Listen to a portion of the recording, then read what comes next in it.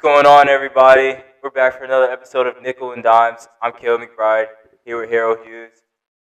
We're back, baby. Yeah, let's do it. Another Episode one 2. ready to go. Before we start, though, I just want to give a quick shout-out to everybody that has supported us through our first day. We appreciate all the love and support. It really means the world to us. You guys are now part of the Nickel and Dimes family. And speaking of adding people to the Nickel and Dimes family, we got Ryan Scarborough behind the camera for us, holding stuff down for us, doing all the grunt and the dirty work. We appreciate him. Shout out to him. And yeah, man, you ready to get to it? Yeah, dude. Also want to say thank you to Ryan. Huge addition to the gang. Got the camera from him. He's just huge help. You wouldn't be seeing us without him, so thank you, Ryan. Shout out to Ryan. Yeah, let's get started. So, Monday night, Harry. Monday Night Football. Aaron Rodgers actually playing a whole game. He played more than 4 snaps. Hey, made it a whole game. Unfortunately for the Jets, though, they took the loss 32-19 to the San Francisco 49ers. The Jets defense is not really looking too good. No, me and you were watching film earlier, and the gap control in the Jets defense is terrible. Yeah. They just freaking run all over. Wasn't good at all. Shout out to Jordan Mason. 148 yards on the ground, not 148 carries. 148 yards on the ground. I believe it was off of 32 carries. Hasn't had that many yards since high school. Again, credit to him, but that's also really bad on the Jets defense. And going back to Harry's point of we were going over the film, just the lack of gap integrity by the linebackers and D-line. Very concerning, considering that the Jets do have a defensive coach in Robert Saleh. So, if this continues to be a problem for the Jets going down the road, what is it looking like for the future, for the foreseeable future for Saleh and Rodgers? Yeah, it's not looking great. Not looking great. Big thing I thought was cool about that game was the first drive from the Jets. Well, not the first drive. The first drive was a fumble, I believe. But the second one, where they marched down the field, looked promising. I'm like, oh, we're going to have a game. We didn't really have a game. It was all Niners from there on out. But, yeah, the Jets defense, secondary looked good, I thought. Secondary, I mean, it better. Yeah, it should. It better. I mean, he's got Sauce and DJ Reed, really good corners. Like you said, second drive, fumble. Third drive is when they really got their stuff together. They started driving down the field. I didn't like the play calling, honestly, in the first 3 drives. Usually, the first drive of every game is scripted for an offensive coordinator, so they already know what plays are going to be called when they get into it. And it's really, for me, it's like kind of confusing on why. Like, we're gonna start the first 3 plays of every drive being a run, considering we have one of the greatest quarterbacks of all time, and not allowing him to get in rhythm and relying too much on the run game. Also considering the defense you're going in, because the Niners' strength is their front 7, and once the Jets started to pass the ball, they really started to get in rhythm, and that's when they got their first touchdown. Yeah. So, yeah. Yeah, no, I thought, like, when they were throwing it to Garrett Wilson, he looked great. He was making great plays, great catches. Him and Rodgers seemed to have a really good rapport early on, which is good to see for the Jets. But Robert Saleh said after the game that he'd rather be 0-1 with their quarterback than 1-0 without. That's what happened last year. They did end up beating the Bills. They did. Gibson had the kick return, or punt return touchdown. Yeah, I was going to say it for a game. Yeah, against the Bills. Yeah, I don't know. Definitely concerning start for the Jets. You are playing the NFC champs, though. Yeah, that is true. But again, I think they said this on Get Up. Like, yeah, we get it week 1, but you're supposed to be a highly talented team going against another highly talented team. You wanted it to look like that you belonged there. Even if you lost the game, you still wanted to look like you belonged there. It didn't look like they belonged there at all. Yeah, they only lost by 13, but it wasn't a 13-point game. They got a garbage time touchdown, Tyrod Taylor. Yeah, so, I mean, here's my thing.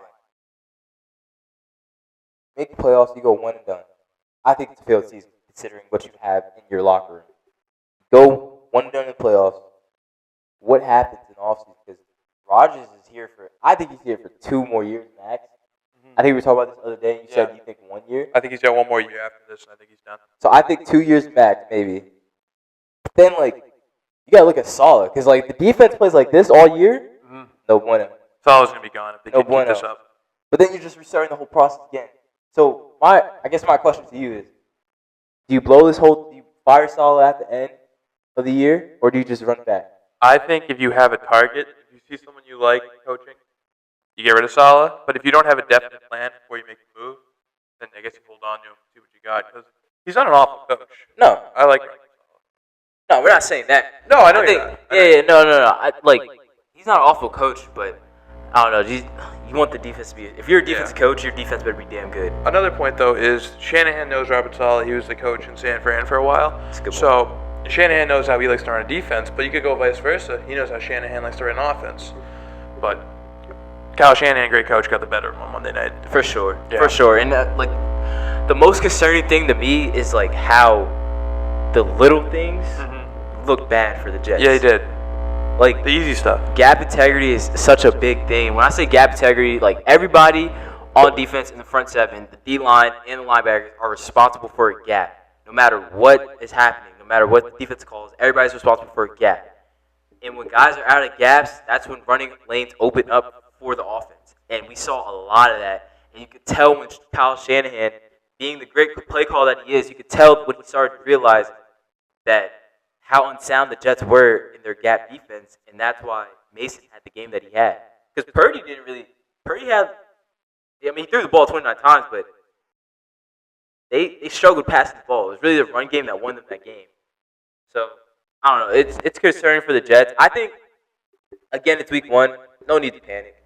But I think if this is a failed season for the Jets, if they do not at least reach the AFC Championship game, I think you do have to run it back. I don't think you got to get rid of Saleh yet. I think if you do end up getting rid of Saleh, it would be after Aaron Rodgers leaves. Okay. Maybe.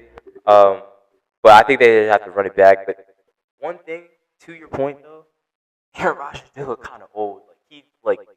He looked old, just moving the pocket. It just looked different than the last time we saw him, which was 2 years ago.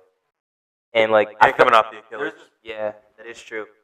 And there's this one play where he could have slid up in the pocket and took off and ran. I was expecting him to, what Aaron Rodgers has done in the past, but he just threw it away, threw an incompletion. Maybe that's age, maybe that's not really trusting the Achilles. Just get back into the flow of things. Exactly. I'm sure if that's the playoffs, I think he's running. Week 1, ease it back in. I still trust Aaron Rodgers. Yeah, I think the Jets will be fine. I mean, they just gotta clear those little things, but in the long run, I think it will work out. I think they're definitely a playoff team. Well, the problem with the Jets is the Jets are losers. The Jets have always been losers. Oh, they are. Not the people, not the players in the team, just the whole thing of the Jets. Mm-hmm. And it's going to take a lot to overcome that. The Bengals for years were losers. Even when they had Andy Dalton, they go to the playoffs every year, and they'd lose in the first round. Andy Dalton won the playoffs multiple times. I think 5 times. They didn't win a game once. They brought in Burrow. They brought in Chase. And they didn't win a Super Bowl, but they're looked at with a lot more respect. And the Jets, if they go and win a playoff game or two, it'd be looked at completely different. The whole shroud of the Jets and losers is gone. I don't know if they'll be able to break that this year. Their division, the Dolphins and the Bills, maybe the Patriots, probably not this year. But those are 2 really good teams. I think both those teams make the playoffs before the Jets do. That's one of the wild cards gone. You look in the AFC North. One, yeah. AFC North, Baltimore's going to be good. Cincinnati looks bad, but they can bounce back too. Jets are 0-1, they're 0-1. And Pittsburgh always sneaks in. They'll all be above 500, they always are. So it's going to be real tough for them to get in. AFC South doesn't look bad either. Yeah, AFC South got some dogs. Yeah. So, I mean, I see what you're saying. I don't know. I think they'll get it figured out. I think they'll be a playoff team. I think it's kind of crazy to say that they're not a playoff team. They're not going to be a playoff team. I think that's kind of crazy.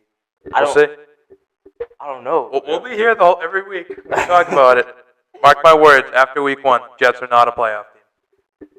All right, you're gonna be wrong. All right, we'll find out. So wrong. We'll find out. You're gonna be so wrong. No, I'm telling you, they're not good. Brees Hall good. Aaron Rodgers good. Garrett Wilson, Quinnen Williams, Sauce Gardner.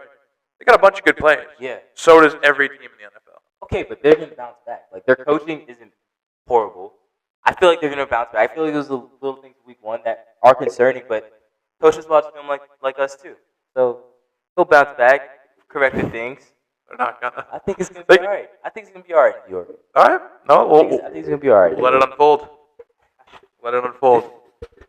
All right, transitioning out of the NFL here, we're gonna go to some college ball. Biggest story of the weekend, actually, possibly.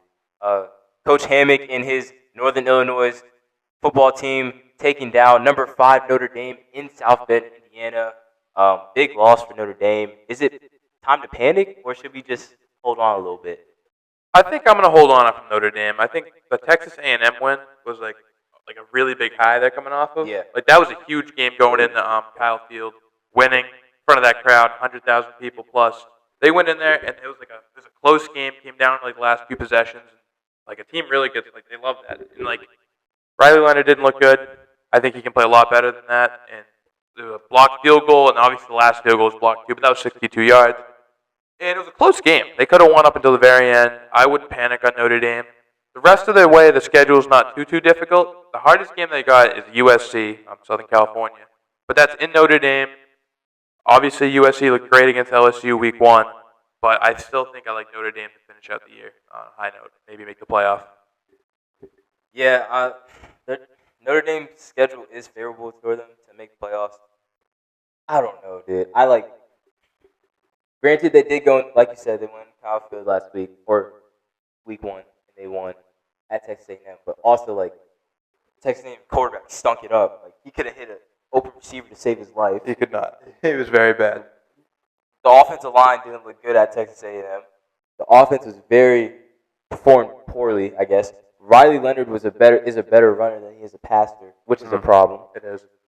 So, I think their defense won them the game at Texas A&M, and then this week, coming in at home opener actually, watching the game, Leonard 2 picks, a blocked field goal. They just made mistakes. Yeah, they were sloppy. And they're very sloppy. And for Northern Illinois, all they had to do was capitalize off those 3 mistakes, and that's what they did. Yeah, credit to them for doing that. Yeah, credit to Coach Hammock getting his boys ready to play. Because they capitalized off the turnovers and the things that when you aren't the better team coming into the game, you need to catch a couple breaks. Not only do you need to catch a couple breaks, you need to capitalize off those breaks. And that's exactly what they did. They had the formula to beat Notre Dame, and they capitalized off of it. And if you're Notre Dame, the things on that film that you go back and watch, it's kind of concerning. I'm not gonna lie. Riley Leonard couldn't read a field to save his life. That against the Huskies. The 2 picks that he did have was really bad. I'm not gonna hit the panic button yet. I'm gonna wait a little bit, but it's not looking too good. Thank God that their schedule is very light. Very light, but I feel like they could easily use the USC. But I'm gonna hold off the panic button. I think it's me thinking on my heart instead of my head. Yeah. Marcus Freeman just gets me fired. I was gonna say I love Marcus Freeman. I'm gonna wait because I believe in Marcus Freeman. I believe in their defense. But at some point, when you get into the playoff and when you get against USC, the talent has to show up with the coaching. Yeah, Marcus Freeman being the man isn't going to beat Alabama. No, he's not stepping on that field. no, he's not. Oh yeah, no, they're the secondary though. It's great. Yeah, Notre Dame's defense is it's good. It's just something. It's like if it's not because their offensive line is young too. Like Notre Dame is infamous for having good offensive line year in year out. But that's because they always have upperclassmen on offensive line. Yeah, the left tackles are two started. Yeah, the guys that have been there for a little bit, redshirted maybe. They got young guys starting now, and those young guys are inconsistent in their play. And yeah, it's because they haven't played a lot. But those are things that's going to hurt you. So if it's not the offensive line missing blocks and things of that nature, then it's Leonard or somebody else not really executing. And Riley Leonard had a heck of a year last year, dude. And I am rooting for him. I know I'm sounding kind of harsh right now, but I am rooting for him. But he didn't play great. No, he just didn't play great. He had a bad game, and it came to bite him in the butt. I feel so bad for their left tackle. He's a true freshman, replacing Joe Alt, just top 5 pick of the draft. Looked great against Max Crosby. Didn't give up a sack against Max Crosby. Pressure. Like he was unbelievable. It's insane. So you're going in for a guy who's already looks great in the NFL. You're 18 years old, 19 years old. That's unbelievable pressure. And I think Notre Dame, a few more games, get the offense going a little bit. Because the defense will be there no matter what. I trust in those guys. Xavier Watts, the corner, Rob. Forget, but Xavier Watts, great safety. Notre Dame, don't press the panic button. 12-team playoff now. You can afford to lose the game. But all credit goes to NIU. Coach Hammock had his team fired up. Hammock. Yeah, I mean, Yeah, all credit goes to them. We're not trying to take away credit from them at all. All credit goes to Northern Illinois, because at the end of the day, like I said, they had to capitalize off the Notre Dame's mistakes. Not get the panic button. I think they'll be fine. 12-team playoff definitely helps them out. I think just not being in a conference too also hurts them a little bit too. Yeah, because they don't get the conference Yeah, championship. but they will be the best non-conference winner, I guess. Well, So, yeah. because when they would get they would get like a 7 or 6. So they're not eligible for the 12 seed. They would have to be ranked between 5 and 11 to get it. Yeah. Yeah, so they'd probably be like the 5 seed, in between 5 and 6. So, well, actually, I don't know, because let's say you get like, all right, you get the top 4, right? Yep. Say Miami wins ACC. Yep. We'll give Texas SEC. Hypothetically. Just hypothetically. Okay. Yeah. We get Texas SEC. They beat Georgia in the SEC championship. Georgia's at 5. Okay. Yep. Yeah. All right, and then you get Ohio State beating Oregon. We get Oregon right now. Yep. Ohio State beating Oregon. Big 10 championship game. Whoever conference I'm missing. Big 12. Big 12. Whoever. Utah. Yeah. All Utah. Whoever. So Oregon, one loss team. They're in. They're in. Yep. They're in. So it would be between Georgia and Oregon for that 5 spot. Then whoever loses that will obviously 6. So then Notre Dame's playing 7. That would be at the 7th spot, something like that. Yeah. And then whoever else just fills in, but then they have to go on the road and play a game at like, what would they end up playing, like a 3 seed or something like that? Well, the 7 and the 8 still have a home game. They do? Yeah, because the first 4 have a bye. Oh yeah. And Bama probably sneaks into one of those other spots. Well, then they got Bama, like they got somebody good coming. Yeah, there's a bunch of. There's gonna be like SEC's loaded with. That's what I'm saying. Like Missouri might come into town. Like so, I don't know. It'll be interesting to see how they hold up in the playoff. But yeah, so not pressing the panic button on Notre Dame.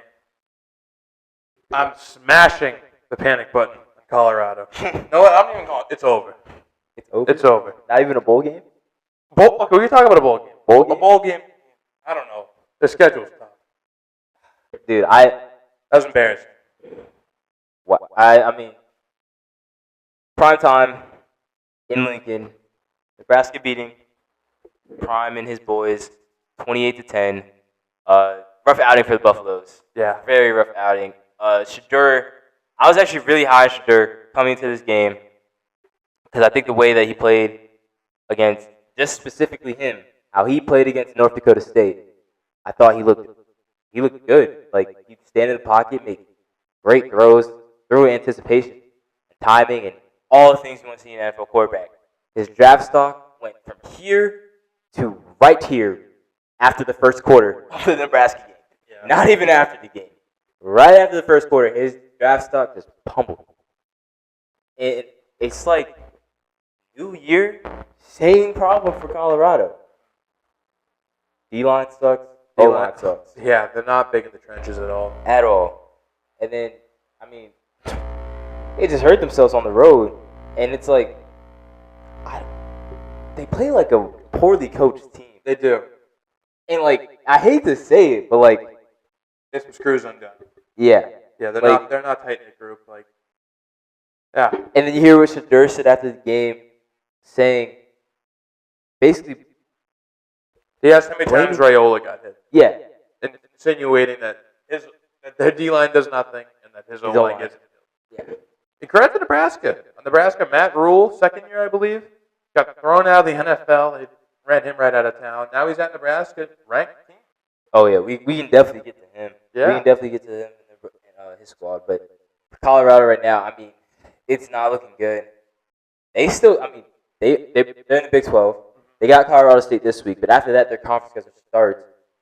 Conference schedule's not light. Probably win against Baylor, but then they play Kansas State, great team. Arizona, McMillan.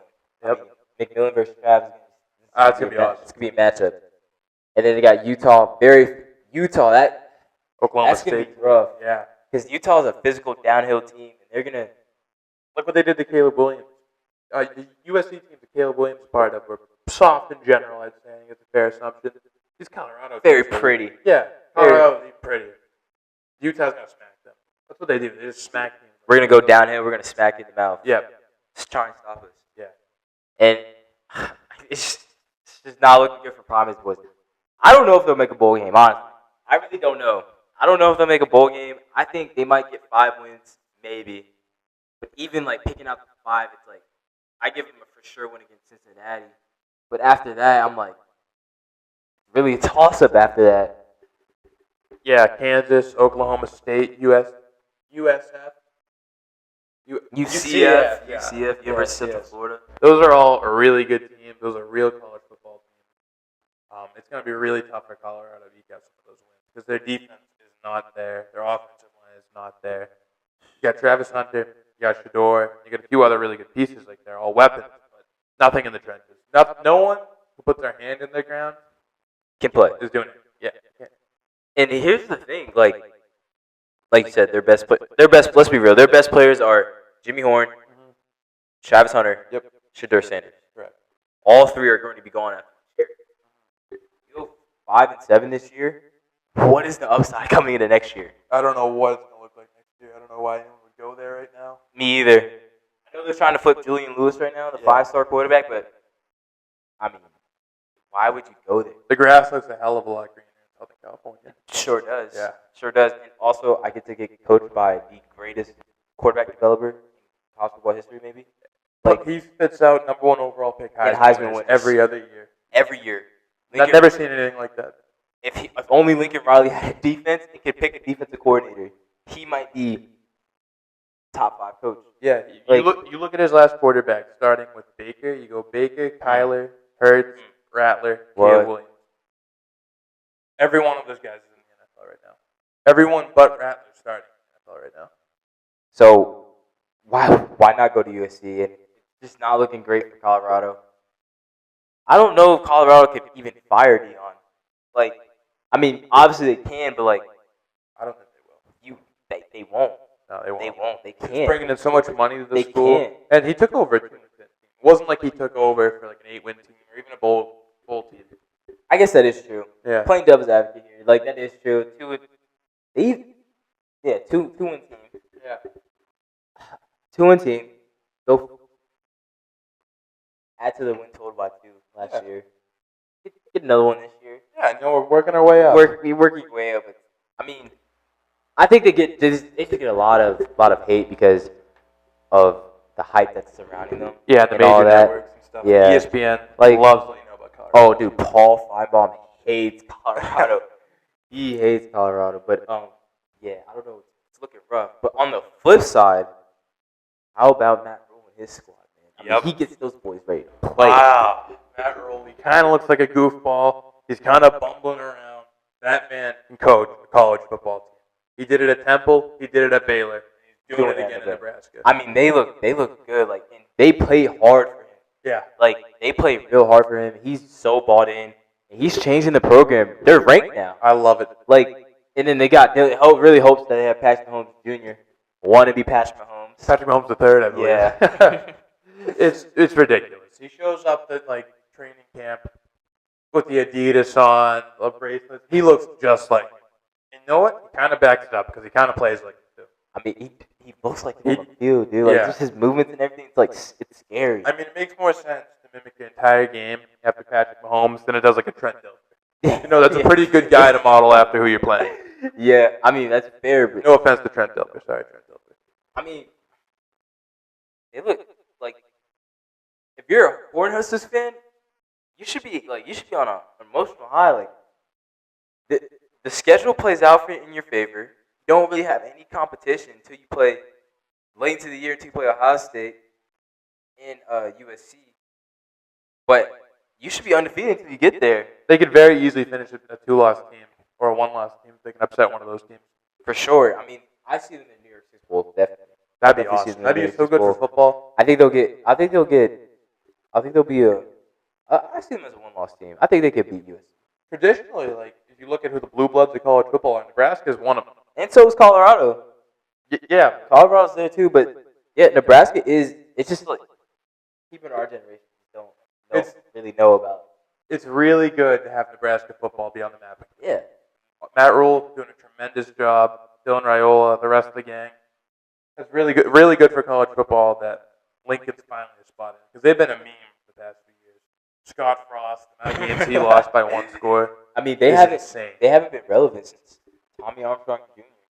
Yeah, that's a crazy pull right That's there. like- Tommy Armstrong Jr. I kind of just yagged you. I don't even know who that is. That's unbelievable. He was number 4 quarterback. I know Martinez. He was after Adrian Martinez. Okay, so Yeah, I but think they haven't been relevant since then. And yeah, like basketball. I think they're on the way back. I thought you were going to Tommy Frazier. 90s, like, oh, we're really bringing it back. Yeah, no, credit to Nebraska, credit to Matt Rule. Got something going in Lincoln. So if you're a Cornhusker fan, smile, you earned it. Yeah, they'll definitely be here to stay. I seen like their walkout or whatever, like in the tunnel. Yeah. With Matt Rule, and like they do like he speaks to them, then they do a team prayer, and then like right after the team prayer, they go right into walking out to like Skrilla playing in the back. Yep. It's actually it's an insane walkout. I saw that. It's really cool. If you haven't seen it, definitely check that out. Dude, I was ready to play after that. I was so ready to go. Yeah. I was ready to put on a helmet, ready to run out there. Bunch of wall. Yeah, definitely get killed though. I don't think I do really well. Like, I can talk shit about Colorado. I played offensive line in high school. I think if I went out there, Colorado players would get me pretty good, I'm pretty sure. For sure. But yeah, transitioning to another college football team. A lot of college football news for y'all today. Michigan just getting manhandled at home in the big house against Texas, man. This one hurt for me. Big Michigan fan. Go blue till I die, but I mean, we just obviously didn't belong in the field with Texas. I mean, no offensive production at all. Davis Warren is not our quarterback. We don't have a quarterback. You don't. Because if they think he should be starting, then that means they're seeing something in practice from Orgy, or lack of seeing something from Orgy, that he's not starting. Mm-hmm. We don't have a quarterback, or we have a whole new offensive line. We don't have receivers either. We never really have receivers, but we really don't have receivers this year. And our offense is just mediocre at best. And it's like, how the hell are we going to compete? How? You're not going to this year. That's the quick answer. A lot of the ranking, were they number 10 going into the game? 9. They were number 9 due to last year. Yeah. This was never the 9th best football team in the country. And Texas let them know that. Texas played unbelievable, went into the big house, beat the shit out of them. And, yeah, the offense, as Caleb was saying, Davis Warren, it hurt to watch. Like the quote Jonathan Bernard of the Vikings talking about Daniel Jones. Just a double dip. You just said, you just had to. It hurt to watch. It wasn't a fun watch. And Donovan Edwards hasn't been going at all this year. I think he's stuck at like 70 yards between the two games. Yeah, I mean, gotta be the cover curse. That's all I can think of. Because why else would he be bad? Well, there's a guy who went into a stadium and kicked his ass, also on the cover. No, but like he was like on the center of the cover. Okay. So like, yeah. He was like the center of the cover, and then like Travis Hunter was also on the cover too. You see how his season's going. All right, so like it's just the cover. It's just the cover. Yeah, it's just the cover. Oh, it's the cover. Yeah. Christian McCaffrey, week 1. Did he play? Exactly. Yep. Exactly. It's all on the cover. It's the cover curse. Yep. I'm with it. NCAA back. Cover curse back with it. Yeah. Exactly. But no. On a serious note, did not look good. The outlook for the season, not high on it at all. We just don't have an offense at all, and I feel bad for Sherman Moore because it's gonna make him look bad. He's a scapegoat. And yeah, he's gonna be the scapegoat and replacing Jim Harbaugh, who is now in LA with the Chargers. It's not gonna look good for him, and also it's gonna make it tough on our defense because now our defense looks worse. But they're having to play they're having to be on the field so many times more than they're used to. And we also don't have the amount of depth that we had last year on defense, too. So we got guys that just staying out there all game and playing, and it's just not a good mix at all. And if you're a fellow Michigan fan, we can hug it out at the end of the season because it's not gonna be how it's been for the past couple of years. Yeah, to piggyback on what you were saying about how the defense is not used to being on the field as much, they'd Warren, they'd Edwards, it was all ball control. Yeah. They'd hold the ball, they'd run it, they'd pick up first downs. Great O-line, too. Yep, defense be well rested. JJ knew what he was doing. And now we got Davis Warren. It's almost a 3-and-out every time. Bro. Or a turnover. So they're on the field so much more. You lost some key pieces. You lost Mikey. Who else you lose on defense? That's the one I stand still. Mikey. I mean, we got pretty much that. That's really only the major guy. I mean, our fellow, the guy, corner opposite of Will Johnson, Josh Wallace. He's on the Rams right now too. And the guy who went to Bama, Sab, is his name? Sab, the guy transferred. Yeah, I think he's going too. Yeah. So I mean, like, but majority of the guys are returning, and the defense. I mean, I'm pretty sure Texas wasn't crushing us in like the first or second quarter. Just the defense started to get tired. The D line's still there. Yeah, the D line's still there, and then like our secondary isn't bad either. We still got a lockdown corner, Will Johnson, Makari Page, safety. Like we got dogs out there. It's just our offense has none. Like they're nowhere to be found, and we're just going 3 and out every drive, having to give it back to a great offense and a great play caller, Steve Sarkisian. It was just a bad mix. And again, I feel so bad for Sharon Moore because he's just gonna be the scapegoat. And I know he's not gonna be gone after this year, but we better do some recruiting. I don't know why we didn't go to the portal. Yeah, I don't like options for quarterback. Like the portal opened twice in the offseason, spring and winter. You see so many. We could have got Cam Ward. If we had Cam Ward, oh my God. Michigan's got money. You open up the checkbook, blank check. Cam Ward. What's it going to take to get you here? It's not like he wants to play in the Warren. He was at Washington State for 4 years. Yeah, it's fun to watch. Hey, come be on a winning squad. Yep. Go back to back. Chance to go back to back. Like Cam Ward was a Michigan Wolverine. Like it would make life so much easier for me. I would actually look forward to my Saturdays. But now, like my Saturdays and Sundays, are gonna suck the football season. It's gonna be god awful. You always got the Coastal Carolina shot players. Yeah, Always. of course, Always. those shots. But like at the end of the day, teams that like really matter, like deep down inside, they just suck. And it's like it's just so unfortunate for me. Yeah. Like like last year, I could look forward to my Saturdays just to come down on Sunday. Sleep in on Sundays. Yeah, you know, Miss the 1 o'clock. nothing really to Maybe watch. miss the 1 o'clock. Yeah, nothing really to watch. But now I nothing to watch at all. No good product on the field for my teams. Gives us more time to work on the show. Yeah. But yeah, I don't know. Like, what is your outlook for Michigan? This season, if they can win some of the games, like they probably got Iowa still, or maybe not Iowa. I think that's on the other side of the conference, but they can still win games. But the overarching goal, they're not going to win national championship, obviously.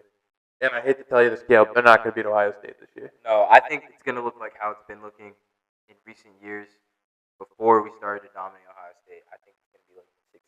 It's going to be ugly. It's going to be bad. It's going to be pretty bad. And I know a lot of Ohio State fans, so I'm sure my phone will be blowing up once that game happens. But I just don't see Michigan being a successful team this year. And again, credit to Texas, but you could just tell. You just tell by the way the offense played. But to flip it over to the other side, Texas, big win. I mean, granted, you embarrassed the team, which was supposed to be a good team. You embarrassed them in the big house, and you did it like it wasn't like it was just all in the air. It was a complete football game from them. They didn't leave any doubt. No doubt on the field at all. So what is Texas' ceiling? National champion. National champion? That's their ceiling. You think they can win a national I championship? think they can win a national championship this year. Best team in college football? I don't think they're the best, but I think that's their ceiling. I think they're definitely a contender. They could win the SEC. If you can win the SEC, you can win the national championship. Fair. I definitely think that I think their ceiling's a national championship too. I think they'll beat Georgia because I think at the end of the day, when two quarterbacks are going against good defense, you're gonna need one quarterback to outshine the other. And I know good and damn well that one quarterback is significantly better than the other quarterback. And I'm talking about Quinn Ewers. Talking about Quinn Ewers? Yeah, I'm talking about Quinn Ewers. Going against Carson Beck. Oh, yeah, he's significantly better than Carson Beck. Carson Beck, I don't even think I think he's a product of his surrounding cast. It's a hell of a surrounding cast. So. Well, yeah, I mean, it's Georgia. They always have a good surrounding cast. He can sling the rock. So could Stetson Bennett. So could Jake Fromm. Where are they at right now? Stetson Bennett is back up in the NFL. Okay. Another Georgia Bulldog. When did Matthew Stafford go to school? In the late 2000s. Okay. Okay. And he's still playing because Georgia got him that ready. For No. They got him ready. No. Okay. He is the last one. He's the last one. Listen. Jake Fromm's not doing anything in the LSU NFL. didn't have a quarterback work in the NFL. Like Rohan Davi was one of the more successful ones. Jamarcus Russell, awful. Now you got Joe Burrow in the league. Now you got Jaden Daniels in the league. We don't know if Jaden Daniels is going to be good, but Jane Daniels is a transfer. okay, Justin Fields, does that count for Georgia? No, I'm not saying that counts for Georgia, but I'm just saying like he transferred in from he wasn't like a homegrown. He's not homegrown. When he left ASU, where would he have got drafted? He was 3 years. He could have declared for the draft. Where would he have went? Probably would have went like 4th round, 3rd round, maybe. Maybe. And now he put on that LSU uniform, 2nd overall pick. Yeah, but okay, he's also a really talented player, but he also had supporting cast around him. Yes, a good supporting cast around him. Yeah. Carson Beck's been at Georgia. Yeah. Carson Beck, I don't have the film, but he can make elite plays. I've seen it. Clemson, neutral site field. Neutral field. Who was he going against? Who was the quarterback? Who was the quarterback on the side? Cade Klubnik, 5-star. Really? Yep, 5-star. Really? You gonna hold on to that 5-star title? If I was a 5-star, I'd let people know about it all the time. Did you see him play? I've seen it. He didn't look like a 5-star. Has he looked like a 5-star since he's been at Clemson? Not once. Okay, actually. then, exactly. It's not hard to outplay Cade Klubnik. But he did. They beat him by like 30. He should. Okay, he He should have. So the big thing I'm not saying he's horrible. I'm saying he's mediocre. He's not a Heisman candidate in my I eyes. can't settle this right now, but a few weeks from now, Texas playing Georgia. And Texas might win. I'm rolling it out. Might. They might win. Might. They might. No promises. I mean, if Georgia defense doesn't carry. If Georgia's defense doesn't carry. If Georgia's defense doesn't carry, then Texas is going to win. I think Texas is the more complete team. So if Georgia's defense carries, would you say that's a possibility? Yeah, it's a high possibility. So because the offense will be lacking. Wouldn't be able to overcome. No, that's not what I'm saying. That's not really what I'm saying. I like Quinn Ewers more than Carson Beck. That was going to be my next question. You're putting me in a tough spot because I don't want to say Carson Beck because I like Quinn Ewers more. Okay. But I also like Carson. What about Cam Ward? Okay, now I guess I like everyone. I like Cam Ward too. Okay. Yeah, you can keep naming people. I probably like them all. Shedeur? I do like Shedeur. Shadeur's better than Carson Beck. Carson Beck is the 4th best quarterback in this draft. I agree because I'll give you this. If you were to put Carson Beck on Colorado, they would look horrible. Yeah, they would be even worse. Terrible. Okay, what about this? I got something. Put Carson Beck on Missouri. Yeah. Is he doing better than Brady? Yes, he's doing better than Brady. No, he's not. Yes, he is. 100%. No, he's not. Million times. No, he's not. Disagree. Why? I don't think Brady Cook's all that good. You think he's a product of Luther Burden? I think he's a product of Bird. And who's the running back last year? They do got Theo too. Yeah, I think he's a product of those guys. Like, I watched the bowl game, Ohio State versus Mizzou. Ohio State, if they were like, you were like going to the draft, you weren't playing. Marvin wasn't playing. Fair. 10-30. Good point. Good point. I'll give you that. Thank you. I'll give you that. But Carson Beck is just not a start. I'm sorry, he's not. There's Cam, Shedeur, Quinn. Should not be Carson Beck. The reason how we got to here is because Harry thinks the Giants should draft Carson Beck. And I said no. I would prefer. I said Carson Beck would be sweet on the Giants. If I was the Giants and had the first pick, I'd pick Quinn over Cam Ward. Give me a few weeks. I'll let you know in a few weeks. Because Cam Ward could 100% play his way into that. You get the combine and all sorts of stuff like that. But honestly, for quarterbacks, the combine doesn't really matter. No. Like, I'm not going to be moved if you could bet. That's just like 5 more reps. Yeah. The only way I'm being moved is like if I see the throws that you're making at the combine. Yeah. But even then, that's on air. I mean, I hope you can take them. Yeah. But like, I do get like nice pro day throw, like Anthony Richardson letting one loose pro day. That's Zach Wilson, infamous pro day throw. No, he did bomb that. It was an unreal throw. But yeah, Carson Beck, I'm much higher on him than Caleb is. I don't think he's the end all be all. He's definitely not the quarterback. He's not good. You gotta let him play his ball this year. He went out, beat a Clemson team without his running back once. Oh. They put Ra Thomas. They kicked him off the team. Name 3 of his targets. Bro, it wasn't hard. Bro, it wasn't hard. It wasn't hard. Did you see how Clemson's offense played? Yeah. They played horrible. Okay. They didn't have 6. They didn't score until after halftime. They had 0 points at halftime. They played opening. I think it was 2020, 2021. I think Trevor Lawrence was gone. Stetson Bennett was starting. That might have been. And they opened up against Georgia, Clemson, Georgia. It was like a 10-3 game. Yeah, it was DJ because DJ was at quarterback. Yeah. And now this time Georgia has 31.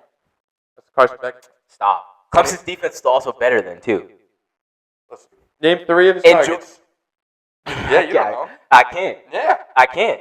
Because he just gets it done. You can name more of Colorado's targets. Bro, but is it not easier when you have a short field to play offense? It's much easier. Okay, then. Yeah. All you gotta do, bro, is Georgia not infamous for having a good offensive line year in and year out? I would say Georgia is infamous for having a good football team. But their front sevens. Are their front sevens always the ones that like really tip the cap? That's their advantage. That's why they don't get upset by that. Okay. Because they can't lose. That's what I'm saying. Yeah, no, I So you could put anyone in that backfield, and you're gonna at least get 3 yards. Correct. Okay. So if my run game is a threat, no matter who's back there, I can run play action. I can make the game so much easier for my quarterback to hide his lack of skills and to not put him in a position. When is Georgia ever in the 3rd and long, barring a penalty? Well, why would they want to go to the 3rd and long? That's what I'm saying. Yeah, everything is perfect for him. So he's not ready for that. He doesn't screw it up. It's not hard to screw it up when you're in 3rd and 3. Okay, but he takes care of the ball. He's a good player, right? I'm not going to. Okay, yeah, he beat Clemson. It wasn't the most impressive win. We're going to get into the year. They're going to play Texas. They're going to play Bama. He's going to get exposed. Cross that road when we get there. Who did they play last year? They didn't even play. I don't even think they played any comp last year. Okay, was Ole Miss good last year? Yeah. Okay. Back by 50. Back by 50. Okay. FSU in the bowl game. Back by 60. Really? 60. Really? FSU in the 60. FSU in the bowl game. FSU in the bowl game. That's what you went? And you were out there playing for them, I think. Exactly. But they played last year. They played Ole Miss. Yep. They beat. Yeah, they Mizzou. Beat. No, the Missouri game. Brady Cook lost. Brady Cook. Yeah. I said Beck is better. I said Beck is better, but Brady Cook lost that game. Yeah, they lost to Bama. But that was a Bama team was pretty fired. They were pretty fired up. Oh, really? That Bama team. Okay, but what happened? Their following? Go blue. Okay. Go blue. All right. I'm just saying. Okay, I'm not telling you Michigan was a bad team. No, but I'm okay, saying. Do you think J.J. McCarthy's a good quarterback? Yes. He's the same thing as Carson. No. Okay, how many 3rd and longs is J.J. McCarthy? Okay, but J.J. McCarthy. You have your thing is 3rd and long. No. J.J. McCarthy showed flashes, bro. J.J. McCarthy, bro, still had to make throws. I'm not saying J.J. McCarthy is bad. I'm saying they're both good, but it's not like you can hype up McCarthy. He did a very similar thing to that. No, I do think J.J. benefited from his supporting cast. Yes. I think that hurts a quarterback. I don't think Carson Beck is NFL ready because he hasn't had to deal with NFL type things because you're not always going to have the better. And where he's projected to go, he's definitely not going to have the better offensive line and the better, like, all the situations against him. Hence why JJ wasn't going to start week 1. He wasn't ready to play because he has to get used to the NFL. Same thing with Beck. Yeah, but a little bit. And he probably won't be like so many teams have their quarterback right now. Yeah, he could slip like a team who I don't know, maybe the Jets could pick. Well, I think something like that, a guy behind Rodgers. Well, I think if since he is the 4th best quarterback, he probably will go to like 15 to 20 around there. But yeah, I don't know. I just don't think he's a quarterback. It's Carson Beck. Come on. I'm not high on Carson Beck, but I am high on Texas. I do think they're going to run the table. Even if they lose to Bama or Georgia, they're still going to be in the playoff, and they might even be in the SEC championship game, and I think they can win a natty. I kind of want them to win a natty. I like Sark. I like Quinn Ewers. Yeah, it'll be cool. And of course, they got a Manning on their team, so why not? I got a question for you. We talk about their ceiling as a national championship. We both agree. Yeah. What is their floor? Yeah, I think that's a more interesting question. I think 3. So lose Bama, lose Georgia, lose the SEC. Oh, they might even make the SEC championship after that. Because they got Ole Miss and Tennessee too, so that could be another one. I'm sticking with 3 losses. Yeah, I think. Is Tennessee away? I'm not sure. I think one of the Ole Miss and Tennessee games is. I think they'll be good against Ole Miss. I think their floor is 3 losses also. Yeah, I think they'll be good against Ole Miss. I think that Lane Kiffin is a great play caller. He has a great offensive scheme. It's beautiful the way he runs his offense, but I don't really think Jackson Dart. We already saw Jackson Dart when he had to go against good defense in Georgia. Not saying that Texas defense is Georgia, but Texas defense is pretty damn good. Texas defense and they don't have Kushan Junkins anymore, and I believe in that. And their defense is a lot better than it was last year, but Yep. I think Texas. Texas is a I unit. think, I think Yeah. Texas will win that like a 1-score game. If it's close, if they're playing bad, it'll be like a 1-score game, win by 3, something like that. Yeah, well, I'm happy we agree on something. Yeah. I like that take a lot, man. Yeah. But yeah, I think they're more likely to hit their ceiling than their floor. Definitely. I feel like they're ready for it. Like, I mean, tough loss last year against Washington. Very winnable game. Oh my God, the end. Yeah, very winnable game. Washington let them right back into that game at the end. Very winnable game last year against Washington in the CFP playoffs. I think they're due. I think they're due for this year. This is why they made the jump to the SEC. They did a great job, by the way, too, preparing themselves for the SEC because they got better in the trenches. If you want to be good in the SEC, you have to be good in the trenches. And just the dirt. Everything else is going to come. Everything else is going to come, and they got a good quarterback. They got good in the trenches. So I think they're due for it. I think Texas football's back. Yeah. Well, the jump to the SEC. Let's make the jump back to the NFL. Talk about Thursday night's game tonight. Yeah, tonight's game. Dolphins, Bills. Let's get right into it. Dolphins, Bills. Bills coming off a win in Orchard Park, New York, against the Arizona Cardinals, and Miami coming off a win also against the Jacksonville Jaguars. Yeah, both had to work for it. Both were down 14. Short week coming to Thursday night in Miami. In Miami. Being Hard Rock tonight. Hard Rock in Miami. Tyreek Hill coming off good game. I didn't know where you're going with it. A good game after being detained before the game, before his the week 1 matchup against Jacksonville Jaguars. Who's gonna win this game, Harry? I'm gonna go with Miami Dolphins. I think Miami, like playing them in September, that's not when you want to see them. I think the air raid's gonna be on. I think Achan's gonna be running all over the place. Most of two. Hill and Waddle is practically uncoverable. If two is hitting deep, it's really, really tough to beat them, especially in Miami. Warm, night game, short week. Buffalo's not gonna be really ready for them, I don't think. But you never know with Josh Allen. But I still am gonna take Miami to win this game. What do you got? I think Josh Allen's going to have to play Superman in this game if they're going to even have a chance to win, because I just don't think Buffalo has a supporting cast around Josh Allen in order to keep up with Miami and their defense, which has usually been good in Buffalo. Not really taking it. Yeah, definitely. They're not what they used to be. I know A-Chain is questionable as I'm checking my fantasy team to see if he's playing or not. I'm playing against him. This is great. I think A-Chain is questionable, but even then, you still got Hill. I don't know if Jalen Wright's playing back from injury. He might still be injured, but I don't know. Not sure. But even then, they still got Mostert and Jeff Wilson. Miami team's just loaded. Being here watching film before the game, I mean, just the play call and the play design of Mike McDaniel. I am a fiend for great offense and I love great play design, and the way Mike McDaniel runs his offense and the way he draws different plays up, it's beautiful. And when you got guys like Hill, Waddle, it just makes it so easy as a play caller. And with the not as good Buffalo defense, also with their lack of receivers too, young receivers around Josh Allen. For Buffalo, it's really just going to be their run game this year. Like, they can get their run game going. It's going to help out those young guys a lot, and it's going to help Josh out a lot. But this Miami defense is pretty good. We were watching it before, and their D-line is sound. Like, yeah, they look pretty good. So I'm gonna rock with Miami too, Harry. Might get ugly. I'm not gonna lie. I can see it getting ugly. I would, because Josh Allen, if he goes down, might be trying to force it. That's when the turnovers come. The Miami defense, you were saying, they just have so many players. I think Bradley Chubb, is he still out? Yeah. Pretty sure he's still out. But you got Phillips, Calais Campbell's there, David Long, Jalen Ramsey, Javon Holland. Like, that's just dogs. Those are just names. Cater Coe's coming into his own. Like, they have so many good players on both sides of the ball, and they're a really good football team. They need to get a 2 seed. They need to get a 2 seed or a 3 seed this year. They need to stay. They need to stay. They need a 2 seed as long as possible. They need the 1 and the 2 seed this year because they can't play outside of Miami. No.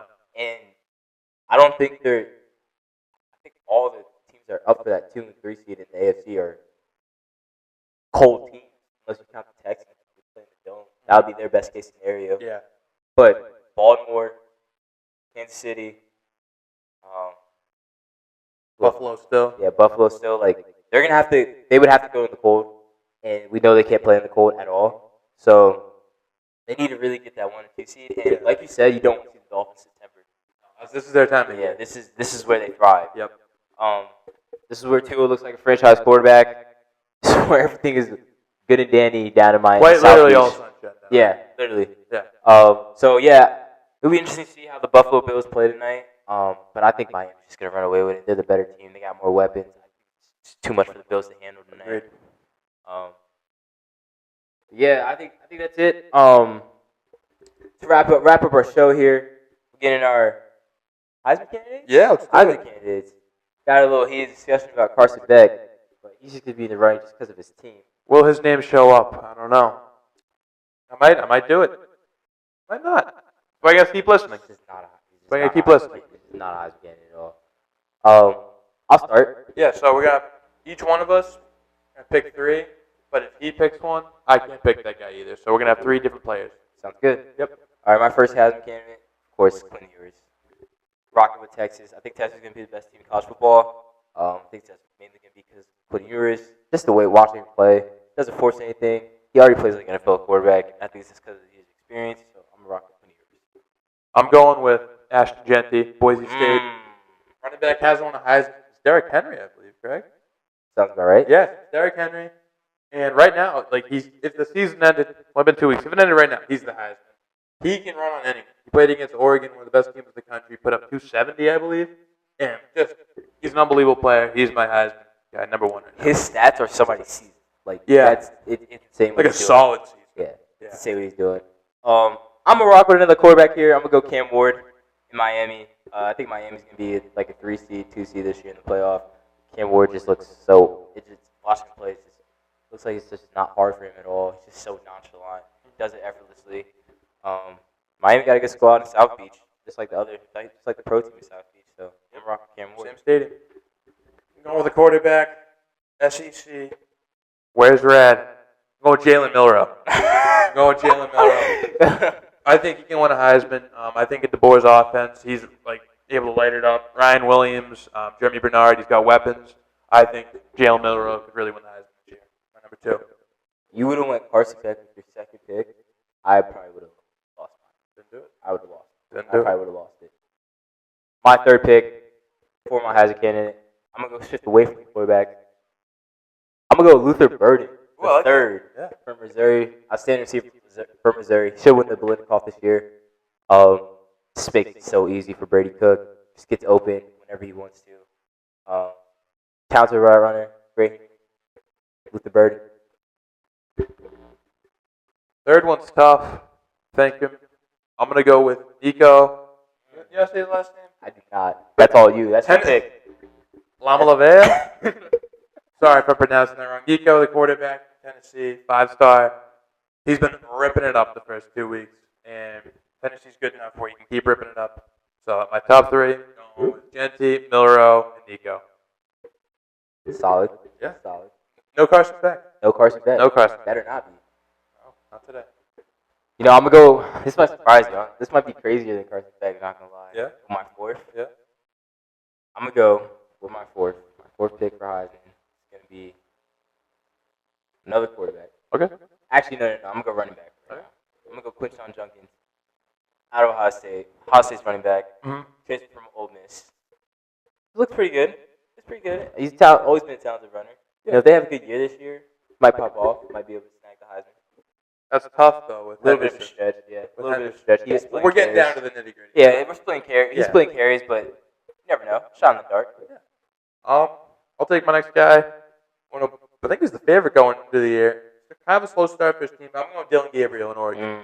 Okay. I think they got on a hot streak. They could beat Ohio State, maybe. Like, get right back in that range. So. They got to turn around, though. They do. Been looking real sloppy. They're going to wake up. Yeah. That's what they got to do. They're going to wake I'm up. surprised Dan Lanning doesn't have those boys ready to go. Yeah. He's a fired up coach, ready to, Love Dan. Yeah. Get him going. Get him going. I would play for Dan Lanning. Hell yeah. You got to do that one show, too. Yeah. In the top 5 coaches you play for. Who you would play Yeah, for? Yeah. for sure. All right, for my last Heisman candidate, I'm going to go to the quarterback guru, the quarterback GOAT. His current quarterback, Miller Moss from USC. He looked pretty good first 2 weeks. Diced up LSU's defense. I'm sure you noticed, Harry. I saw it. It's all a bit. Yeah, just dicing up LSU's defense. They can run the table. They can run the table at SC there down there. Miller Moss looks like the real deal, and Lincoln Riley always has the Heisman winning quarterback. So I like it. Miller Moss, great. Sorry, just thinking. Who I want to go my last guy? it's tough. Like my heart's telling me to say Will Don't Campbell, you? but obviously a tackle's not winning. Oh yeah. But yeah. he's probably one of the best players in the country. For sure. Don't do it. I'm not saying Carson Beck. I'm not do going to it. say Carson Beck. Don't Do worry. it. I don't know. It's just tricky. I don't know. It is tricky. Oh, I know where you can go. You can go somewhere. Alright. Think of somebody. You think of someone? We'll go Ollie Gordon. We'll go Ollie Gordon. Okay. Really bad week last week, I believe, against Arkansas. Yeah. A lot of yards, but he's talented enough to bounce back. I'm going to go with Ollie Gordon as my last guy. Yeah, it just depends on how Oklahoma State does. I was surprised you didn't. Go Territory McMillan. I was thinking that. Yeah. 11 yards against Northern Arizona doesn't move him. It'd be still good though. He's still good. Like not saying like He's still averaging 150. I'm saying he still could be in the race. 'Cause he had 300 yards in his first game. Exactly. So he's like at something right now. He's averaging 150. Yeah. So like Yeah, is it bad? Definitely. But yeah, those are our top 5 Heisman candidates. Mine were obviously better than Harry's, and more likely than Harry's. But Trust in Milgoat. that's the deal here. We want to appreciate you guys listening. Again, special thanks to all you guys tuning in, listening to us. We really appreciate it from the bottom of our hearts. Big shout out to Ryan again, holding it down for the camera. You guys can find us on Twitter, Instagram, YouTube, TikTok. Spotify is going to be up soon. Again, we want to thank y'all for listening. We appreciate y'all tuning into us, and have a great night. Good night, everyone.